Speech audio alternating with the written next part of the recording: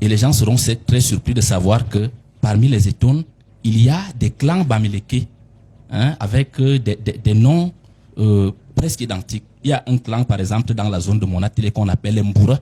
Mboura, en réalité, c'est un hameau des Mbouda qui s'est détaché pour venir se domicilier, pour se sédentariser dans le département de la Lekié.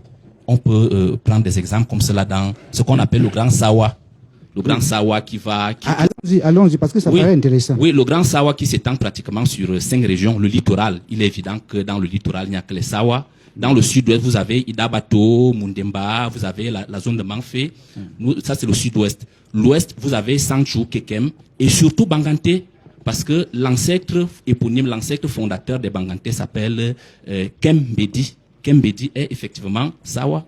Donc, les Banganté ont un sang de Sawa qui coule dans leurs veines.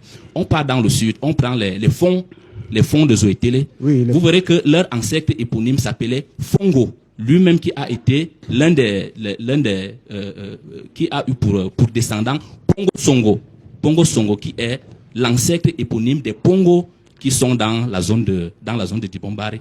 Donc vous voyez, on a déjà le sud, le centre, on a l'ouest, on peut prendre également des exemples dans la dynastie Tika. Lorsqu'on vous parle des Tika, par exemple, les Tika forment une diaspora, c'est-à-dire au sens de dispersion, qui s'étend pratiquement dans 4 régions. On a la Damawa, Bankim, on a l'ouest du Cameroun, pratiquement une bonne partie des chefferies des grasses villes de l'ouest, on a le nord-ouest et on a le centre. Illustration. La femme qui fonde le peuple Tika est Mboum, elle s'appelle Wouten. Mboum, les Mboum de la Damawa. Il se détache donc de ce hameau pour venir se domicilier à Bankim. Et à Bankim, il y aura également un hameau qui va se détacher, qui sera conduit par Mbé. Mbé était l'aîné, il avait 2 frères, il avait un frère et une sœur. Le frère s'appelait Charéen et la sœur s'appelait Ngonso. Mbé viendra donc créer les chefferies Tinka de la région du centre, de l'actuelle région du centre. Charéen, lui, il va remonter pour créer la chefferie Tika de Fumban.